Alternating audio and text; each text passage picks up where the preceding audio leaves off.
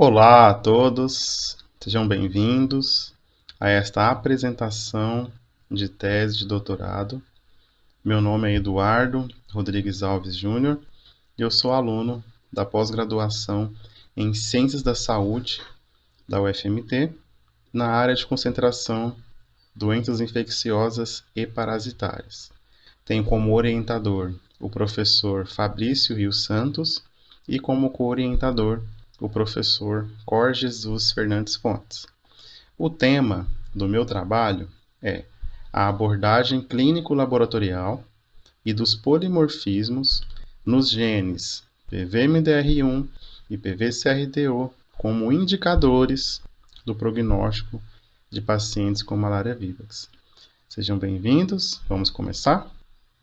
A malária acomete cerca de 228 milhões de casos anualmente, sendo que 40% da população mundial está sobre o risco de se infectar. Toda essa região que está de cinza, meio amarelada, representa os locais onde há casos frequentes de malária. Cerca de 3 bilhões de pessoas do nosso globo estão expostas a esse risco. No Brasil, nós temos 170 mil casos. Esses dados são recentes do ano 2018, que é o que nós temos de mais atual. Sendo que esses 70 mil casos no Brasil se concentram na região amazônica.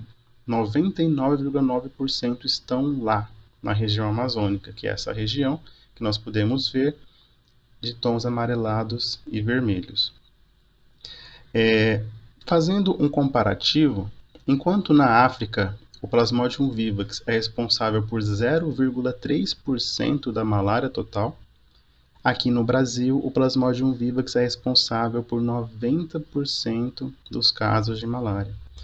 Apenas 10% é do Plasmodium falciparum e menos de 1%, uma quantidade ínfima, é de Plasmodium malaria.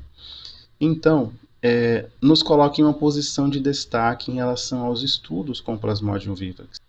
E a malária vivax, ela possui uma necessidade para invadir as células vermelhas, os eritrócitos do seu hospedeiro, que é a presença do antígeno DUF, que é um dos antígenos investigados em tipagem sanguínea.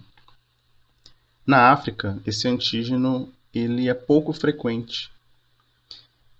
Já no Brasil, a maioria da população possui esse antígeno, o que nos torna suscetíveis às infecções pelo Plasmodium vivax, diferente na África. Lá é mais comum o Plasmodium falciparum, que necessita de outros receptores que estão presentes na população de forma geral. Então, aqui no Brasil nós temos essa grande possibilidade de poder estudar o Plasmodium vivax. E o Plasmodium vivax ele tem se diferenciado ao longo dos anos. A literatura mais antiga relata o Plasmodium vivax como sendo uma doença benigna, como sendo uma doença branda. Porém, nesses últimos 10 anos, tem sido relatado a cada dia e cada vez mais casos de complicações, relatos de casos, estudos de regiões, onde pacientes têm apresentado quadros complicados, com gravidades similares, inclusive, à do Plasmodium falciparum, casos de morte e, ao mesmo tempo, casos de resistência. À medida que a resistência é identificado também casos de gravidade do Plasmodium vivax. Isso nos leva à necessidade de investigar formas de acompanhar esse paciente e de avaliar o prognóstico da doença, dado que ele tem se manifestado de uma forma diferente. A patogenia desse parasito está relacionada com alguma mutação genética? Este parasito, ele se tornou mais patogênico e o quadro clínico é diferenciado e necessitamos de marcadores que possam verificar isso? Então, essas são algumas perguntas importantes que nós podemos fazer nesse momento em que a malária vivax se distancia daquilo que era esperado na literatura né, a de 10 anos atrás. Então, é um momento de atualização. Para compreendermos a fisiopatologia do Plasmodium vivax, é importante observarmos o ciclo.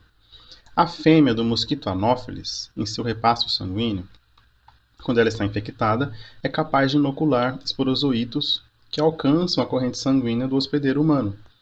Estes esporozoítos podem se diferenciar em hipnozoítos, que são as formas parasitárias capazes de gerar a recaída da doença, porque se tornam latentes, e a primaquina é o medicamento capaz de eliminar essas formas. Outros esporozoítos se diferenciam em esquizontes, que são envolvidos por uma membrana lipídica chamada merossomo, que dá uma invisibilidade deste esquizonte ao sistema imune, e em certo momento, nessa multiplicação, o hepatócito se rompe junto com a liberação de milhares de merozoítos que alcançam a corrente sanguínea. Este é o ciclo tecidual. Quando os merozoítos alcançam a corrente sanguínea, inicia-se então o ciclo exo-eritrocítico. Nesse ciclo eritrocítico, cada merozoíto vai alcançar um reticulócito e vai adentrar esse reticulócito células jovens, né? A especificidade do Plasmodium vivax, a invasão de hemácias jovens. Então, estes trofozoítos se multiplicam formando um esquizonte, que vai também romper essa hemácia, liberando novos merozoítos na corrente sanguínea. E esse ciclo continua se não houver a interrupção com o medicamento atualmente utilizado chamado cloroquina. Esse é o medicamento que atua nas formas sanguíneas. É nesse momento de ruptura da hemácia e da liberação de moléculas bioativas que o Plasmodium vivax acaba liberando, é que acontece a resposta inflamatória do hospedeiro e que gera os sinais e sintomas da doença, inclusive os picos de febre. Alguns destes merozoítos se diferenciam em gametócitos masculino e feminino, que são as formas de infecção para o mosquito em seu repasto sanguíneo. E esse mosquito fêmea, uma vez infectado, vai perpetuar o ciclo em outro hospedeiro humano a partir da inoculação de novos esporozoítos, e assim a doença passa de pessoa para pessoa. Em relação ao tratamento, desde 1989 tem sido relatado, cada vez com mais frequência, casos de resistência do Plasmodium vivax à cloroquina. O primeiro caso foi relatado em Papua Nova Guiné, e a partir daí em todo o mundo. Inclusive no Brasil foi relatado em 1999 o primeiro caso, mas a partir daí surgiram vários outros relatos, inclusive de estudos mais amplos, como em 2014 e 2017. Aqui nesse mapa nós temos a apresentação de casos de resistência que foram identificados sem a investigação das concentrações séricas de cloroquina, casos de resistência investigados com a investigação de concentrações séricas de cloroquina, casos de resistência que foram investigados onde mais de 5% das pessoas apresentavam essa resistência e relatos de casos com pacientes únicos. Nota-se que no mundo todo há uma distribuição dessa resistência. Ao mesmo tempo que essa resistência foi encontrada, na literatura também foi relatado casos de gravidade que iniciaram já complicações mesmo antes do início da terapia com cloroquina e primaquina, o que demonstra que está havendo uma mudança do quadro e do comportamento dessa doença ao longo dos anos, da mesma forma que o plasmódio também está adquirindo uma certa resistência aos medicamentos convencionais. Vários são os critérios que a OMS estipulou para a classificação de malária grave. Em 2015, a malária vivax ganhou também uma forma de classificação de malária grave, que é idêntica à classificação de malária falciparum grave, classificações que já vêm sido usadas para o Plasmodium falciparum há muito tempo, que são, com exceção da morte, todos esses itens. Na malária vivax, foi mais comum de se encontrar entre esses vários critérios de gravidade casos de plaquetopenia, de anemia e de disfunção hepática, sendo os outros critérios de gravidade menos comuns de se encontrar na malária vivax, a partir desse estudo realizado em 2014 com 140 outros estudos. É um estudo de revisão. Percebendo que a malária vivax se comporta de forma diferente do Plasmodium falciparum, é necessário que sejam investigados outros marcadores laboratoriais que possam predizer uma possível complicação e que possam servir de base para o monitoramento do paciente com malária vivax. É necessário que se investigue a presença de marcadores que se associam com a fase aguda da doença e que possam direcionar a equipe médica em suas decisões. Estes itens laboratoriais que foram estipulados pela OMS são todos considerados há muito tempo e utilizados com base em estudos para o Plasmodium falciparum. E por isso, se tem a necessidade de verificar marcadores laboratoriais que estejam ligados à fase aguda do Plasmodium vivax de forma específica. Nós sabemos que concomitante ao surgimento dessas complicações, nós temos também a ocorrência de resistência do Plasmodium vivax, que pode ser devido a uma insuficiente concentração da droga, a uma imunidade deficiente e também a um grau de resistência genético do protozoário. Em relação à resistência genética, 2 genes principalmente têm sido associados à resistência, que é o PVMDR1, que é o gene 1 de multiresistência a drogas do Plasmodium vivax, o PVCRTO, que é o gene ortólogo do Plasmodium falciparum, que é um transportador putativo de cloroquina do Plasmodium vivax. Esta proteína, PVMDR1, ela está localizada no cromossomo 10 do Plasmodium vivax, no exon 1, e ele gera uma proteína com 2 domínios transmembrana que pertence à superfamília transportador de ABC. Por isso, ela é capaz de eliminar drogas do seu citoplasma do plasmódium, para o meio exterior. Aqui na imagem nós podemos verificar pontos principais onde foram relatados mutações neste gene que geraram mudanças de aminoácidos. Da mesma forma, no PVCRT, nós temos também uma proteína semelhante a esta, dita por modelagem. Este gene está localizado no cromossomo 1 e esta proteína ela possui 10 domínios transmembrana e ela é uma transportadora de cloroquina. Esta proteína está presente no Plasmodium falciparum e por isso que ele é considerado como ortólogo ao Plasmodium falciparum, tanto o gene quanto a proteína que é formada. No Plasmodium falciparum, cepas com alterações genéticas nesse gene são resistentes ao medicamento cloroquina. No Plasmodium vivax, isso não foi bem identificado. Porém, há uma associação, uma predisposição à resistência ao Plasmodium vivax que apresenta um polimorfismo encontrado recentemente, que é uma inserção de uma lisina na posição de códon 10, chamada de K10. Entre outros polimorfismos que já foram encontrados, que geram mutações, este é o considerado mais significativo associado à resistência. Então, nós temos 2 genes associados à resistência que podem servir de base para entender tanto a suscetibilidade à resistência do Plasmodium vivax presente nos casos brasileiros e também a patogenia deste parasito. E é necessária a investigação se estes polimorfismos que forem encontrados na população brasileira podem ser utilizados como base para monitoramento dessa patogenia e também da suscetibilidade à resistência.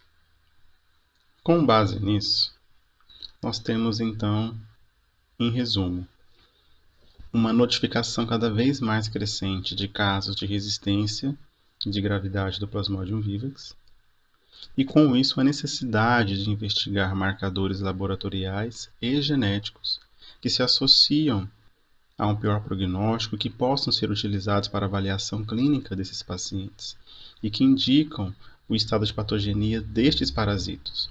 E é por isso que nós fizemos trabalho com o objetivo de analisar os parâmetros laboratoriais e moleculares na malária por Plasmodium vivax como critério de avaliação do estado clínico do paciente e de patogenia destes parasitos. Com um objetivo específico, nós temos a determinação de concentração de 42 parâmetros laboratoriais bioquímicos e hematológicos diferentes na fase aguda e convalescente destes pacientes. Com isso, avaliar quais parâmetros laboratoriais são mais válidos, mais acurados para a avaliação desse prognóstico do paciente e também associar os polimorfismos nos genes de resistência de PVMDR1 e PVCRT com o prognóstico do paciente e com dados antropométricos do paciente com malária vivax. Com isso, nós tivemos então desfechos que possibilitaram a realização de 2 artigos. Um deles se encontra publicado na The Brazilian Journal of Infectious Disease. E o título em português fica Novos parâmetros laboratoriais para avaliação de pacientes infectados com malária vivax, o uso como ferramenta no monitoramento da infecção. Esse artigo está disponível no PubMed, indexado. Fiquem à vontade para verificar, tá? O objetivo desse artigo foi basicamente a identificação de biomarcadores úteis para monitorar o prognóstico do paciente com malária vivax. Ao mesmo tempo, avaliar a evolução clínica após essa resposta inicial ao tratamento da malária. Então, para isso, nós contamos com uma coorte. Cada paciente que foi incluído, eu participei de forma ativa, da inclusão de cada um desses pacientes, desde a obtenção dos dados sociodemográficos, antropométricos, quanto a obtenção das amostras biológicas para os ensaios, tanto dos exames quanto também da parte molecular.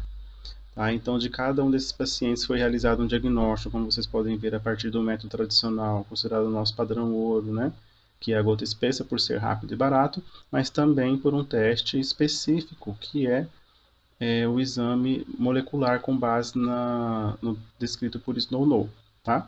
Aqui nós podemos ver a identificação específica do DNA do Plasmodium vivax. Então, de cada paciente houve essa confirmação do diagnóstico e eles tiveram a obtenção dos dados e dos exames laboratoriais destes parâmetros, tanto na fase aguda quanto na fase convalescente. E é isso. Os pacientes que não foram incluídos, eles estavam com malária por outra espécie ou malária mista, eles já estavam em uso de algum tipo de antibiótico ou possuíam alguma outra comorbidade ou não tinham os dados laboratoriais de ambas as fases aguda e convalescente. Tá? Então, o total de pacientes incluídos, fora esses dados que foram citados, foi 89 pacientes. Todos eles advindos da região amazônica, porque na região de Cuiabá-Várzea Grande nós não possuímos casos autóctones de malária, tá? Não tem um mosquito transmissor na nossa região.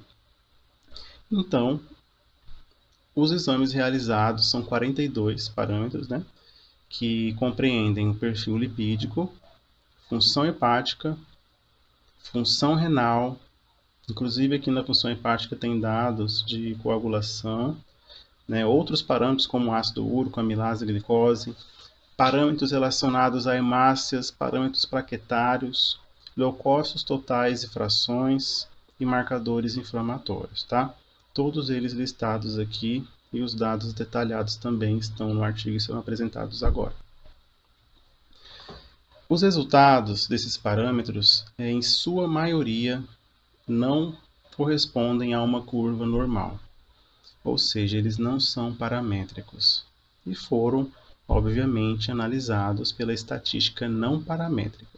E é por isso que a gente utilizou, em vez de média, a mediana, que é o percentil 50, e para mostrar a distribuição dos valores, nós usamos o percentil 25 e o percentil 75, tá? Que vai demonstrar a distribuição dos valores por ser o intervalo interquartil.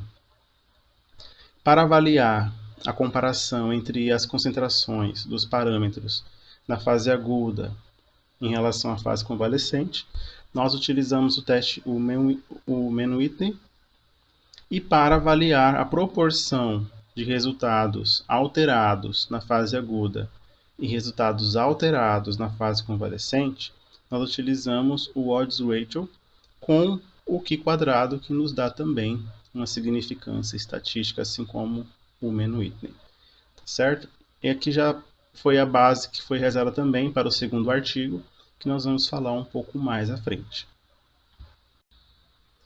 E o perfil do paciente que pertenceu ao nosso estudo é um paciente do sexo masculino, com uma idade em fase produtiva, né, uma média de 40 anos, com um desvio padrão em torno de 15 anos.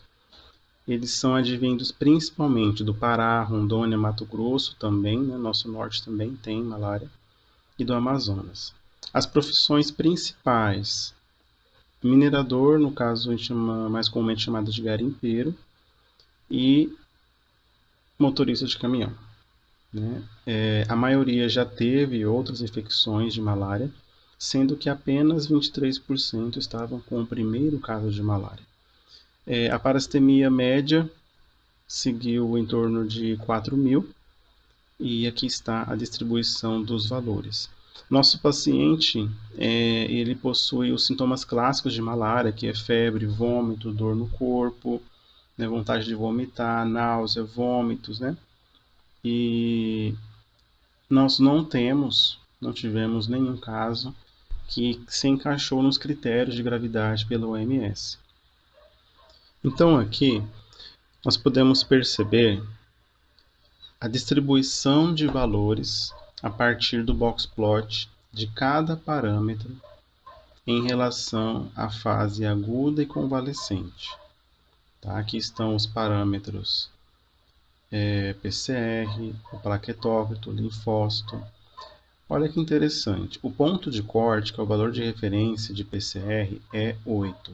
Ou seja, pacientes com 8 mg por decilitro ou mais estão sendo considerados com esse exame alterado.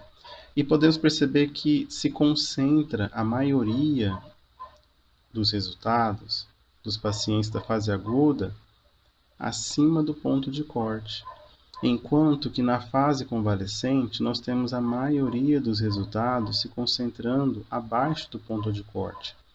Então isso é algo muito bom para a avaliação clínica, porque aqui a gente pode perceber que este parâmetro ele serve para monitoramento de uma infecção ativa. Né? No momento do diagnóstico, no momento que o paciente está há alguns dias com sintomas, ele ainda não foi diagnosticado, ele ainda não tomou o medicamento, a doença está ativa, está na fase aguda. E nós temos um exame que está alterado, mas quando ele inicia o tratamento, que é no dia 0, no dia do diagnóstico, após entre 7 a 12 dias após, nós temos aqui um resultado já dentro da normalidade.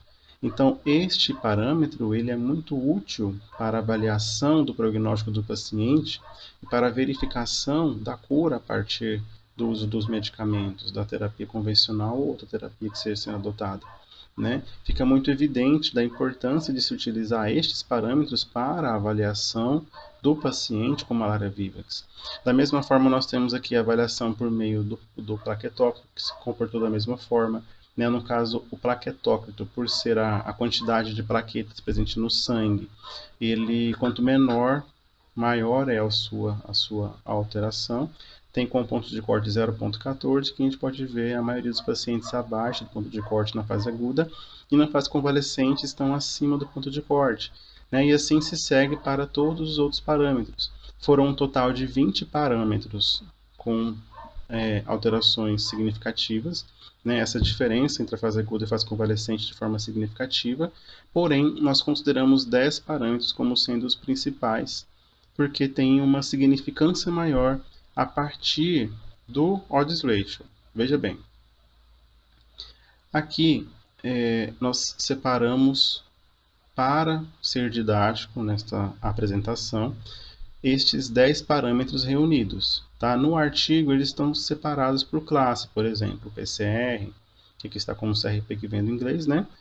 A proteína C reativa está junto com outros marcadores inflamatórios. O PCT está junto com outros marcadores relacionados às plaquetas. Mas aqui, para ser didático, eles estão todos reunidos, tá? Então, nós podemos ver o seguinte.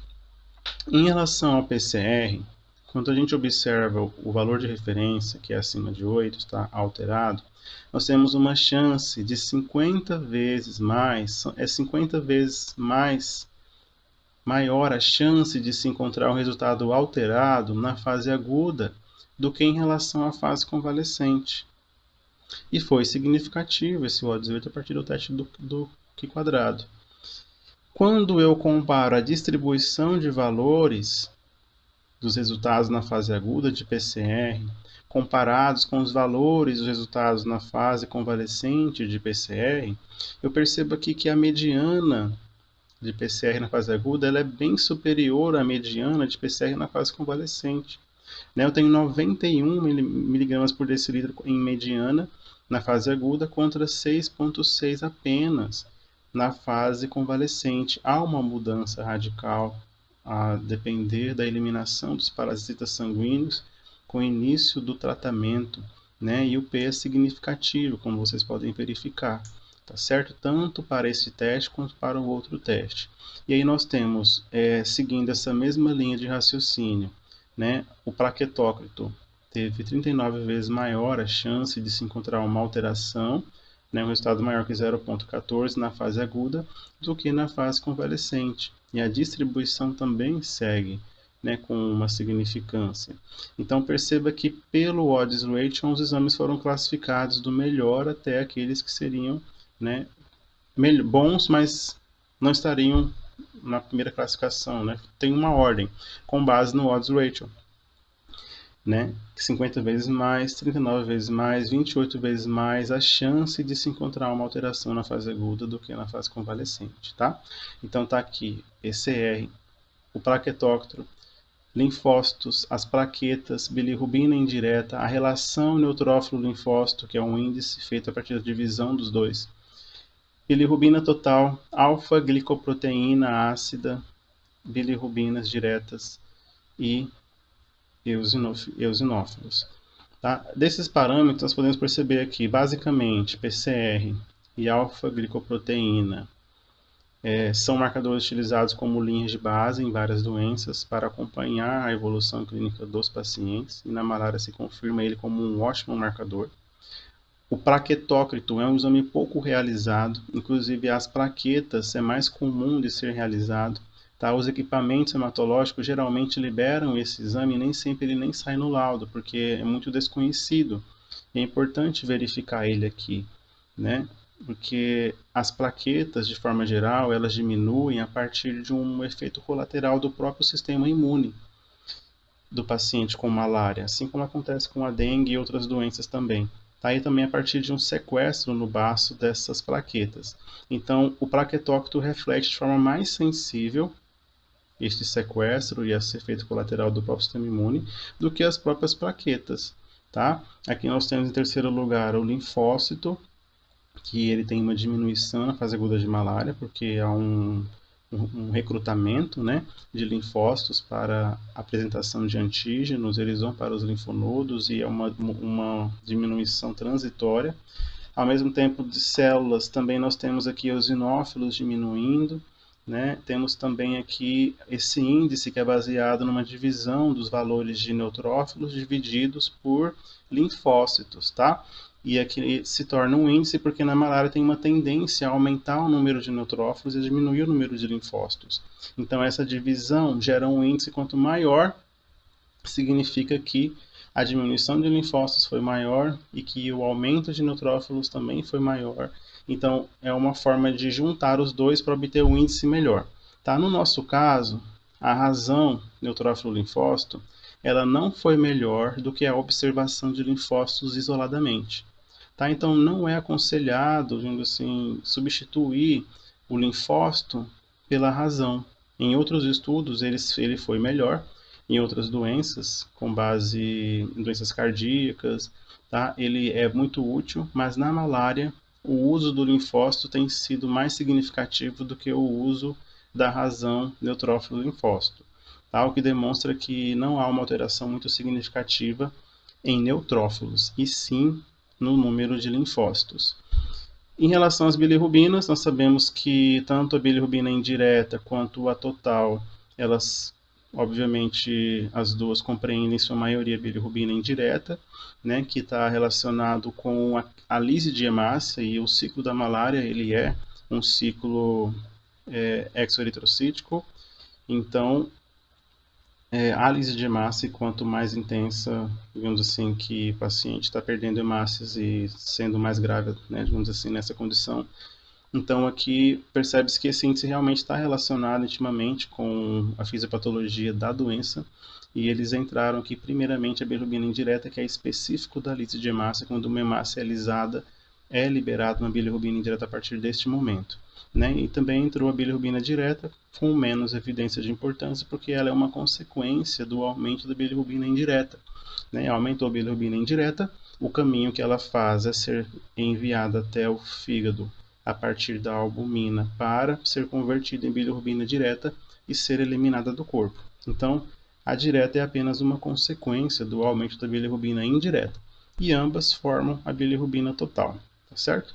Então, está aqui o quadro dos principais marcadores que podem ser utilizados para monitoramento e avaliação de pacientes com malária vivax, né? E esse é o nosso desfecho, né? Esses parâmetros não são parâmetros caros ou difíceis de se encontrar, né? São parâmetros utilizados na rotina de hospitais, de clínicas ambulatoriais. Então, são facilmente solicitados e os resultados podem sair rápidos, e isso pode ser muito útil para o dia a dia da equipe médica que lida com pacientes com malária vivax, porque percebe-se que esses marcadores, eles podem contribuir para a avaliação da eficácia do medicamento, para a avaliação do estado clínico desse paciente enquanto ele estiver com essa malária, certo? E assim nós encerramos o primeiro artigo, tá? De forma bem resumida, esta é a base do artigo, e nós temos também aqui a apresentação de um segundo artigo, tá? Que eu vou falar para vocês a partir de agora. E em português, o título do artigo fica Polimorfismos no gene PVCRT do Plasmodium vivax associado a um melhor prognóstico de malária. A gente sabe que a identificação molecular dessas cepas de Plasmodium vivax, que podem demonstrar um pior prognóstico, é importante, porque a gente consegue estratificar o risco do paciente, né, e contribuir com a decisão da equipe médica. Então, com base nisso, o objetivo do nosso trabalho nesse segundo artigo foi comparar a presença desses polimorfismos tanto no gene VVMDR1 quanto no gene PVCRTO do Plasmodium vivax entre pacientes com melhor e pior prognóstico de malária e pacientes também comparados, né, com seus dados antropométricos. Dessa forma, nós temos um estudo semelhante ao que foi relatado no artigo 1, porém não de coorte, e sim transversal. Por quê? Nós tivemos acesso ao DNA obtido a partir do diagnóstico molecular feito na fase aguda. Né? Na fase convalescente, não seria necessário realizar um diagnóstico como esse. Então, nós temos a possibilidade de realizar dados moleculares, de obter dados por biologia molecular a partir deste DNA que é da fase aguda. Então, foi possível incluir 120 pacientes que possuíam DNA e que não preenchiam o critério de exclusão, né, e que possuíam também os dados antropométricos que entraram em nossa pesquisa. Todos esses pacientes possuem essa amostra de sangue, como foi citado, né, para a realização do sequenciamento, e todos eles foram classificados também como melhor ou pior prognóstico a partir do exame de PCR, né, que nós percebemos que é o melhor marcador na malária entre os exames de rotina para avaliar o prognóstico do paciente. Então, dessa forma, nós fizemos por metodologia de Sanger o sequenciamento de todos os 120 pacientes, tanto para o gene PVMDR1 quanto para o PVCRT, com base no que já foi descrito por Garg em 2012, levando em consideração regiões importantes desses dois genes, regiões em que já foram descritas alterações que estão associadas a mecanismos de resistência do Plasmodium vivax no tratamento com cloroquina. E essas comparações do sequenciamento foi realizado a partir do software da QIAGEN, chamado CLC Workbench, comparadas com as sequências que estão depositadas no GenBank, que são estas aqui, que são comumente utilizadas por outros artigos quando se vai realizar essas comparações. E para que a gente pudesse também ser comparado com outros artigos que vierem depois, a gente manteve o mesmo padrão. Porém, não se tem uma RefSeq e não se tem uma sequência considerada silvestre para estes dois genes, tá? Mas essas são as duas utilizadas comumente por serem as primeiras a serem relatadas de forma mais completa. Dessa forma, nós podemos observar os resultados. Então, a partir do sequenciamento, nós encontramos dois polimorfismos no gene PVMDR1, que estão na posição 2873, 3226, que correspondem a uma mudança de nucleotídeo de timina por citosina. E ambos conferem uma alteração de aminoácidos, né, na proteína, na posição 958 e na posição 1076. E daí vem a nomenclatura de ambas as mutações, que tiveram uma frequência em nosso estudo de 3,3% para o 958, né, T958M, e 4,2% para o F1076L. Esses polimorfismos são relatados em outros estudos. Na região amazônica, nós temos dois estudos que fizeram amplificação de sequenciamento de PVMDR1, que são de 2018, e ambos os estudos não encontraram nenhuma frequência destes dois polimorfismos. Isso nos leva a entender que existe uma variação natural da presença de polimorfismos. Dentro de uma macro-região, nós temos uma distribuição não homogênea desta frequência, e ao mesmo tempo nos leva a entender que há também uma diversificação recente na região amazônica em relação à presença desses polimorfismos. E é interessante nós percebermos que na América Latina, os casos de resistência da malária vivax não são comuns, são incomuns. E isso está associado com a presença, principalmente, né, de acordo com a literatura, de um polimorfismo denominado Y976F, que é um polimorfismo que está mais associado com a resistência. Em outros estudos isso já foi relatado. Esse polimorfismo Y976F é um polimorfismo que, quando ele está presente, o F1076L também está presente. O que se percebe? Que quando este polimorfismo começa a surgir, é um indicativo de que vai surgir o polimorfismo Y976F. Então, é uma forma de predizer que um outro polimorfismo que confere, né, que está mais associado à resistência, está emergindo na região. Então, apesar de ser uma frequência muito baixa, como o polimorfismo Y976 sempre é encontrado acompanhado com o polimorfismo F1076L, então isso nos leva a crer que o polimorfismo Y976F está em fase de emergir, de surgir na nossa região. o que pode levar a casos de resistência mais frequentes, e é interessante já a partir desse momento verificar alternativas medicamentosas do que além do tratamento com a cloroquina e a primaquina que são utilizados no momento. Para reforçar isso, a gente pode perceber com base em estudos que relatam dados da Indonésia, na região de Papua Nova Guiné, e da Etiópia. Lá, a frequência de resistência é muito alta, né? Acima de 50% de resistência. E são locais que se encontram grande quantidade, uma frequência muito alta desta mutação Y976F. E em todos os estudos que relatam essa mutação, também relatam a alteração no F1076L, tá bem? Então, em relação ao PVMDR1, nós temos estas informações com base nos dados encontrados no estudo. Em relação aos resultados de PBC-RTO, nós encontramos 2 polimorfismos. Isso nos mostra que não há uma grande diversidade de polimorfismos nos genes PVMDR1 e PBC-RTO.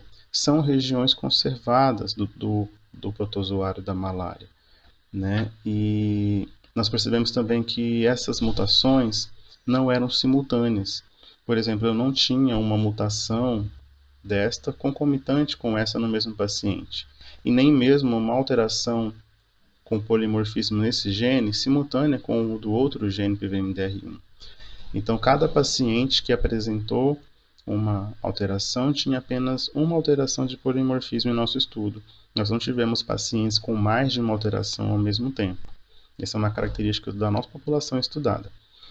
E a posição que foi encontrada uma substituição de aminoácido para o PBC-RTO foi na posição 393, uma substituição de citosina por timina, e na posição 786 com uma substituição de timina por citosina, né? E aqui nós temos 2 regiões que são regiões não codificadoras, são introns, que estão respectivamente após o exon 1 e após o exon 2. Não codificam proteínas e por isso não temos aqui a descrição da mutação. A frequência de ambas foi de 14% e 3,3% respectivamente. Para esse gene PBC-RTO, a alteração polimórfica mais comumente relacionada à resistência, já registrada na Tailândia, em Mianmar, é a inserção de uma lisina na posição 10 da cadeia proteica, chamada de K10, que é a sigla de lisina como aminoácido. E os nossos resultados divergiram, tá?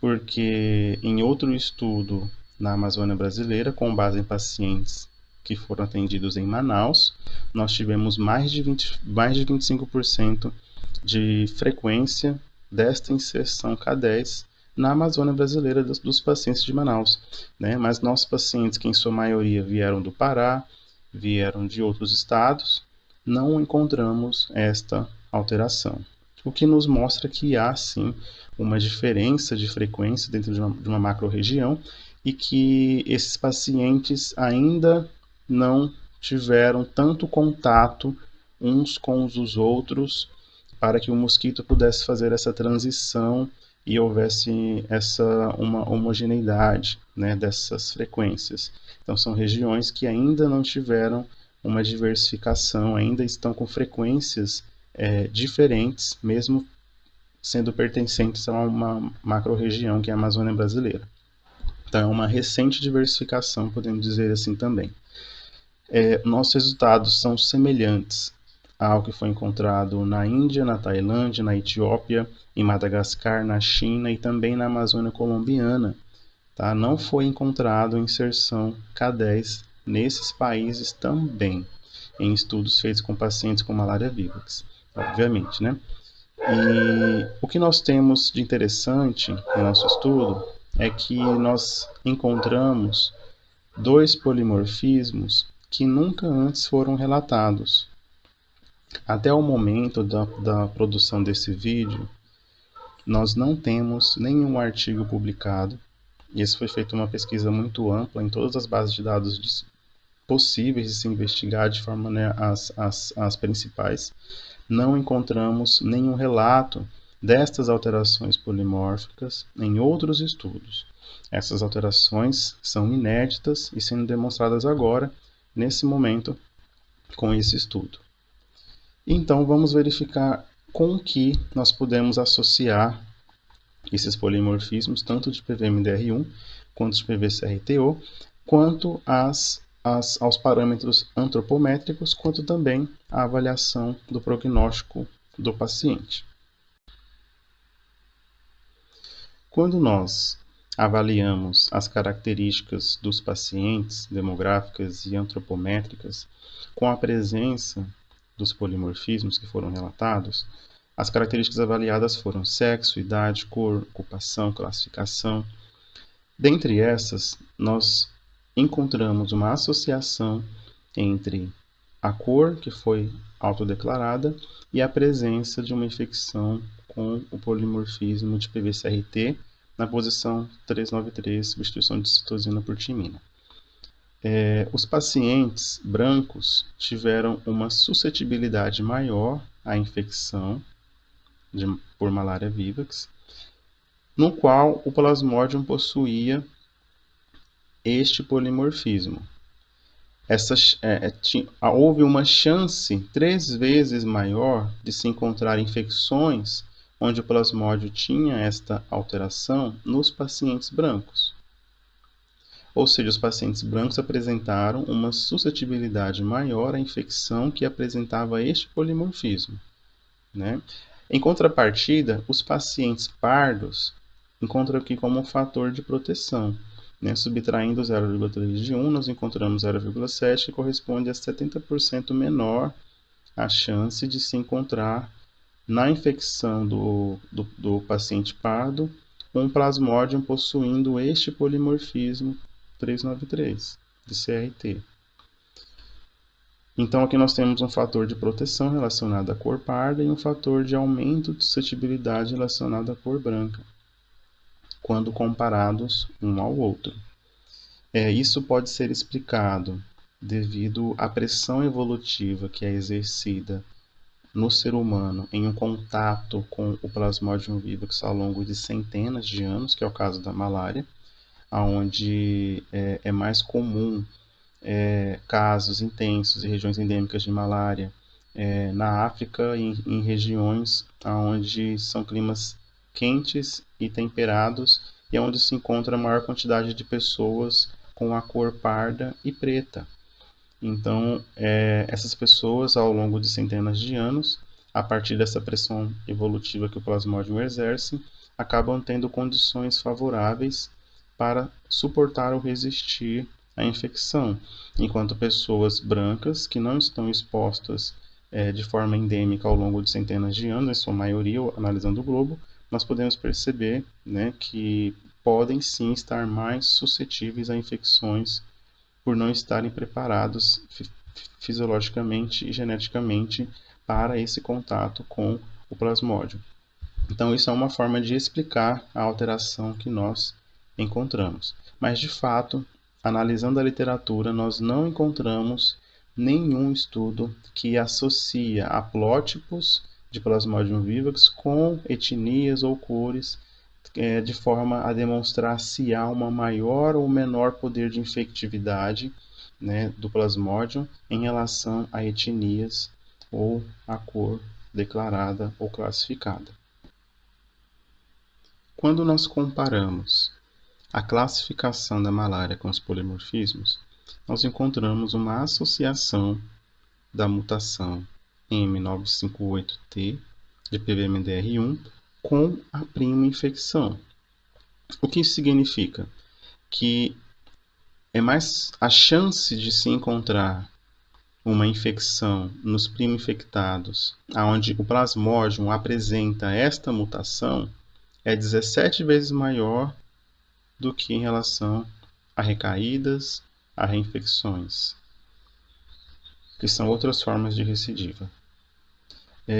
Ou seja, os primo infectados apresentaram uma suscetibilidade maior a uma infecção no qual o Plasmodium possuía esta mutação, enquanto os pacientes recaídos e reinfectados não apresentavam tanta proporção de infecções com esta mutação.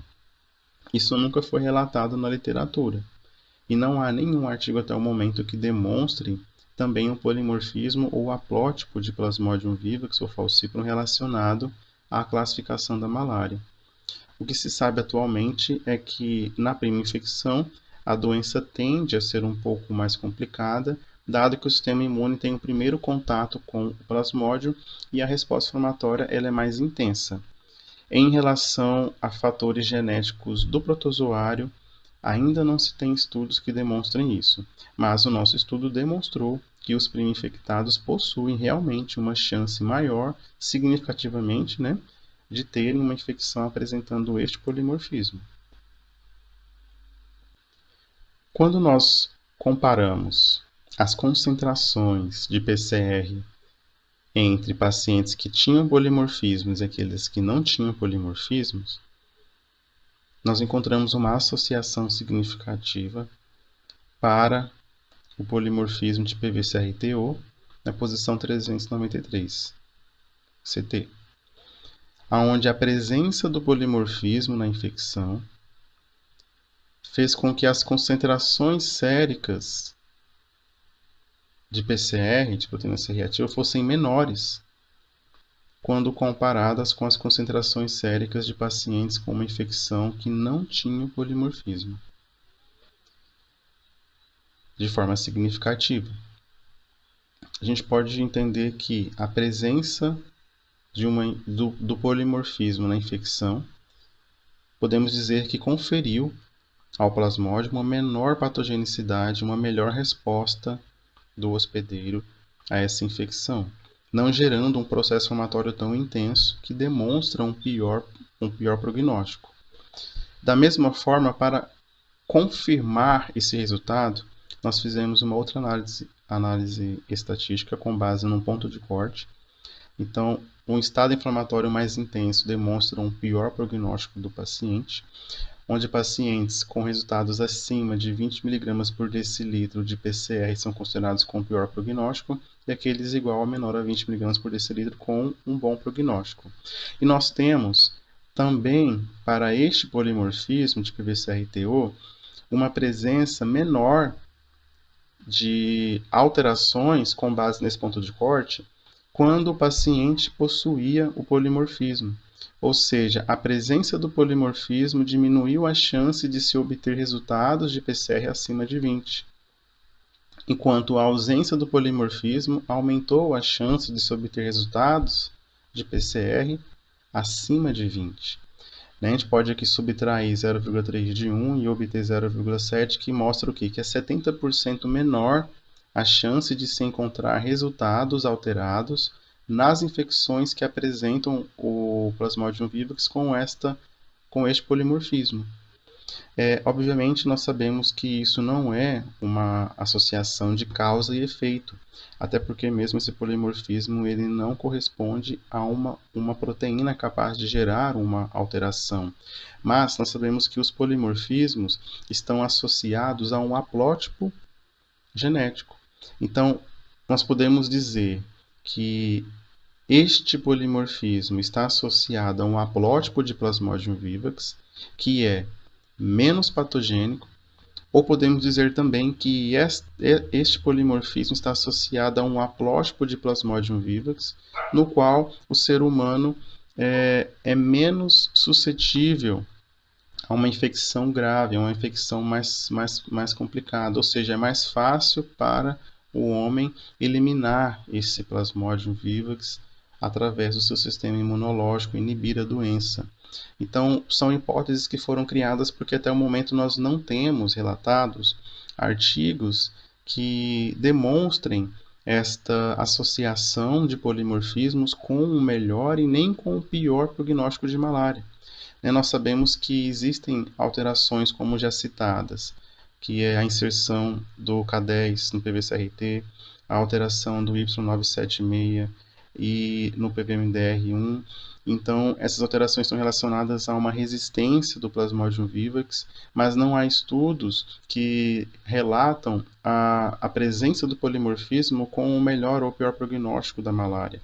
Então, nós não temos como comparar, nesse momento, o resultado com outros estudos, mas são resultados muito interessantes, porque a partir da investigação de polimorfismos do Plasmodium vivax, nós também podemos ter um perfil de suscetibilidade do paciente a essa infecção. Nós temos como saber de forma prévia se essa infecção ela pode ser mais complicada ou menos complicada, se ela vai gerar um estado inflamatório maior ou menor, né? Então, são dados interessantes para condutas individualizadas no futuro próximo, esperamos, né, para o paciente com malária. E esses resultados demonstram que a pesquisa nesse campo ela tem sido escassa e negligenciada, dado que nós não encontramos estudos semelhantes que tratam dessa abordagem de prognóstico com base em polimorfismos e também com base em marcadores laboratoriais de forma ampla. Desta forma, nós podemos concluir, com base no segundo artigo, que para o gene PVMDR1, a mutação F1076L, com uma frequência de 4,2%, representou um alerta precoce para o aparecimento da mutação Y976F, que é associada à resistência à cloroquina. E pacientes primo-infectados tiveram uma chance 17 vezes maior de apresentar protozoários na infecção com a mutação M958T. Também, no mesmo artigo, em relação ao gene PVCRTO, os pacientes brancos autodeclarados tiveram uma chance maior em relação aos pardos de apresentar protozoários na infecção com polimorfismo C393T. Por outro lado, os pacientes com esse mesmo polimorfismo de PVCRTO apresentaram menores concentrações de proteína C reativa, o que indica um melhor prognóstico da infecção e ou menor patogenicidade dos parasitos com esta mutação. É importante demonstrar também alguns frutos que foram colhidos a partir deste período de pesquisa no doutorado com o professor Fabrício e com o professor Cor. Nós tivemos a aprovação em 2 momentos desse projeto na FAPEMAT, um com o professor Cor e também com o professor Fabrício, que pôde nos ajudar no desenvolvimento de algumas pesquisas, inclusive esta que foi apresentada. E ao longo do doutorado também, após a participação, apoio e colaboração em outras pesquisas de outros alunos, principalmente relacionada a dados do Júlio Miller, nós temos também, além do artigo atual que foi demonstrado, outros artigos que foram publicados de outros parceiros, colegas nossos de mestrado e doutorado. São frutos que a gente colheu ao longo desse período de doutorado. E também gostaria de me deixar à disposição para uma eventual dúvida. Os artigos estarão disponíveis, a tese também estará disponível, o artigo está dentro da tese. Eu deixo o meu e-mail para que, caso alguém tenha alguma dúvida, e todos estão convidados para essa banca, que vai ser realizada nesta quarta-feira, dia 24 às 14 horas, pelo método online de banca devido à nossa situação atual de Covid-19. Tá? Agradeço a todos pela atenção, pela paciência, espero que tenha tirado as dúvidas principais em relação a esta tese. Fico muito feliz e agradeço a sua atenção até aqui nesse momento, de que você está assistindo a minha fala, tá? Muito obrigado, fique com Deus, um abraço.